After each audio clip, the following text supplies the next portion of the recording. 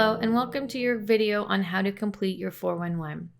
For those of you that are wondering where to find this tool, the 411 is located in your KWRC First 100 Days package, which you can find on your KWRC dashboard by going to mykwrc.ca and then going through to your dashboard.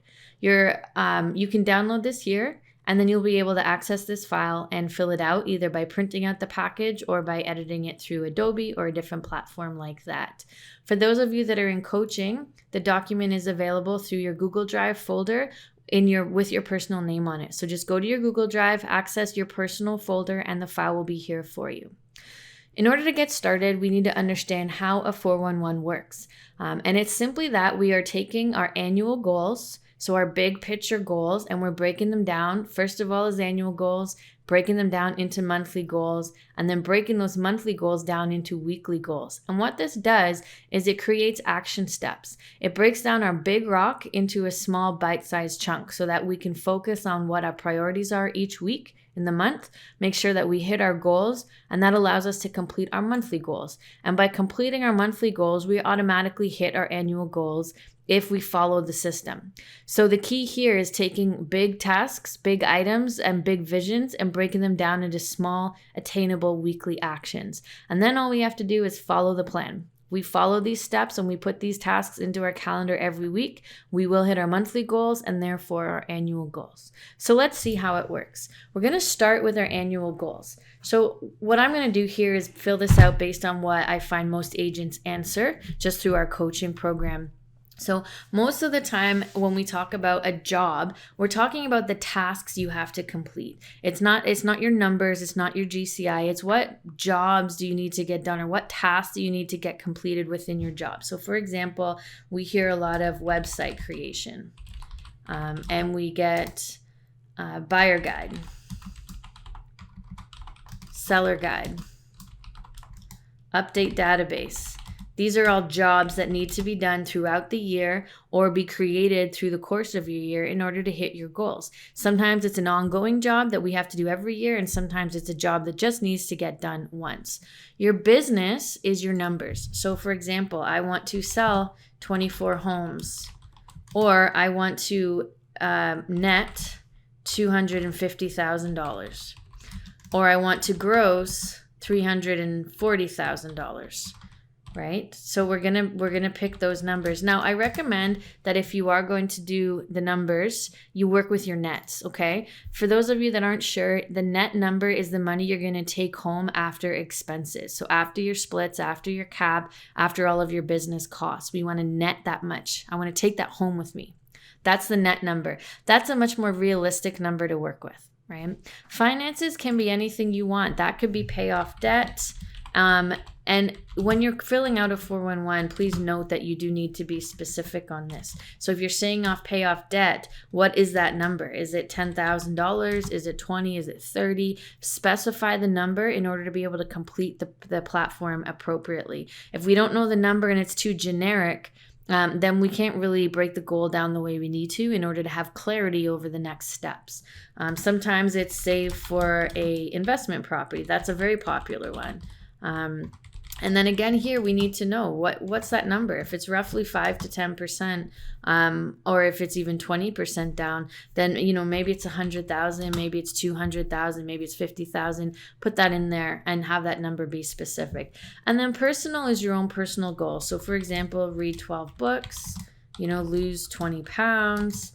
Another one we often hear is quit smoking, things like that. That just make it easier for you, to focus on what those goals are.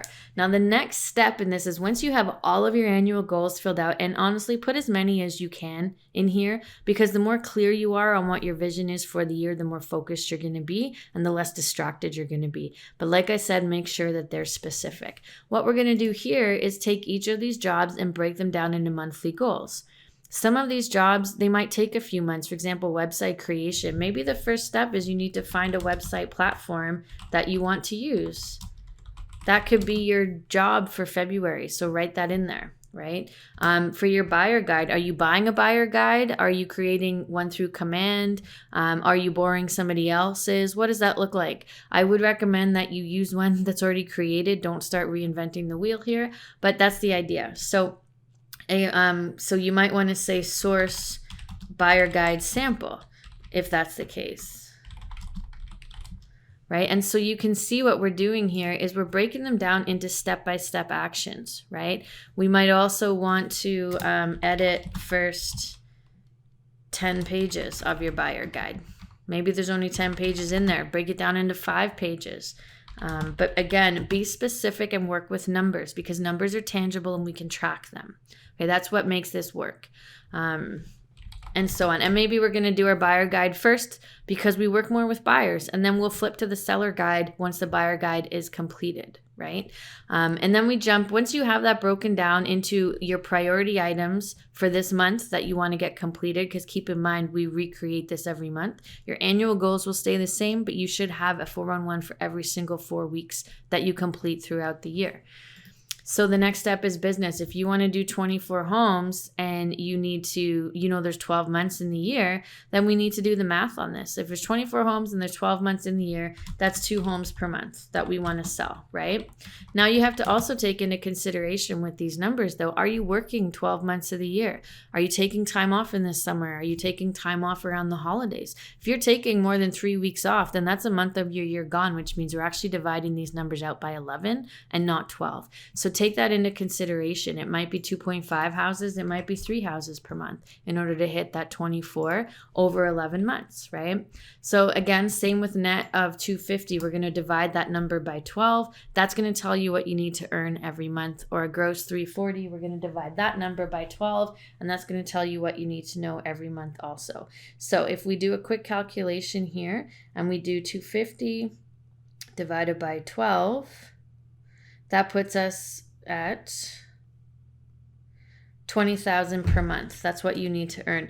Now we're going to use that as a 12 for the moment, but you could do that by 11 if you wanted to in order to see how that would work out. And then same thing with your gross. And then you do that with every number here. So we're going to divide this out for finance. If you want to pay off $10,000 over 12 months, you have to make a payment of $834 per month against your debt, right? And if you want to save 100,000, then you basically have to save 8,400 every month, right? So this is where the numbers start to make sense. Now, if you're earning 20,000 a month, you could start chipping away at that, right? You could make that payment and you could save that. So the numbers are in alignment with each other, depending, of course, on your other overheads. And that's something that's important to note as well. Before you sit down and do your 411, work your numbers. Make sure that your goal, your net goal or your gross goal is going to align with your other financial goals for the year, and make sure that those numbers make sense.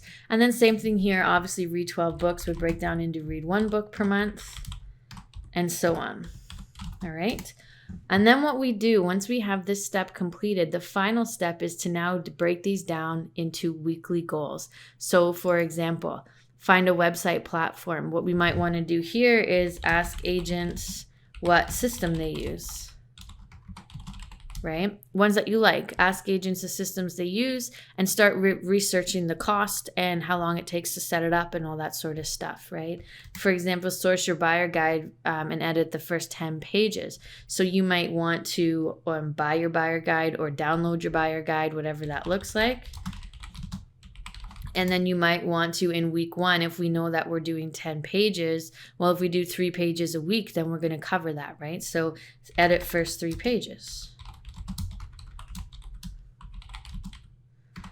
So you see where we're going with this. Each section gets broken down. Now, the thing about this is we only complete week 1. Okay, and I'm going to explain to you why in a moment. But if we need to sell 3 homes a month, we need to sell half a home every week. So we need to list 1 property in week 1 in order to sell it in week 2, right? So see how that works.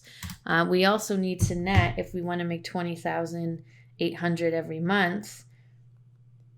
Then we need to make $5,200 a week. So this will show us, is that cash flow working out? And we can track that. So that's how the math works on that. And then maybe again with the savings, we're going to break that down to show, okay, I need to save, I need to pay $834 per month. So if I divide that by 4, I need to pay $208 a week against debt. And I also would need to save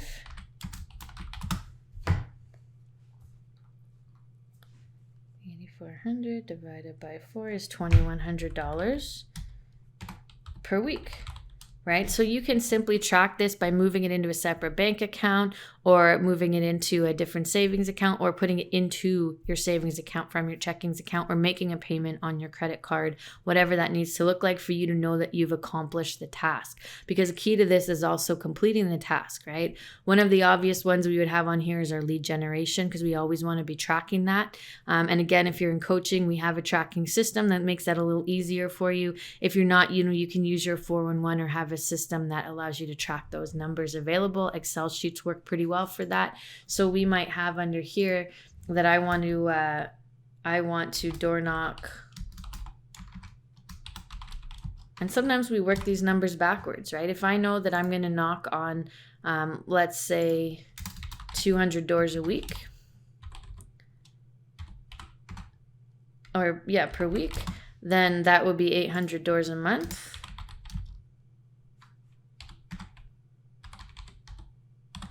And then if we times that by 12, that's going to give us our annual goal, right? Now, if we times it by 11, because we're taking that extra month off, that tells us that, we need to knock on 8,800 doors this year. Oh, that's not a dollar sign. 8,800 doors this year in order to hit our goal of 800 a month, in order to hit our goal of 200 per week. And again, those numbers will be adjusted, right? So basically what we're looking at is once we have then completed these goals, so I want to read, let's say I know that I'm reading a book that's 400 pages long. I'm going to read 100 pages this week so that I make sure I get this book done this month, right? If I need to lose 20 pounds over the course of the entire year, then I'm going to divide my weight loss amount by the amount of weeks in the year, right? So I know that, okay, if I want to lose 20 pounds and there's 52 weeks in a year, I need to lose 1 pound a week, basically, which is a very healthy number. So that's something good to work with. We want to make sure our numbers are attainable, but push us a little bit, right? Because with consistency, we will hit all of these goals. So that's what it basically looks like when we break down our numbers and complete a 411. So now I know what my annual goals are. I know what my monthly goals look like, and I know what I have to do this week.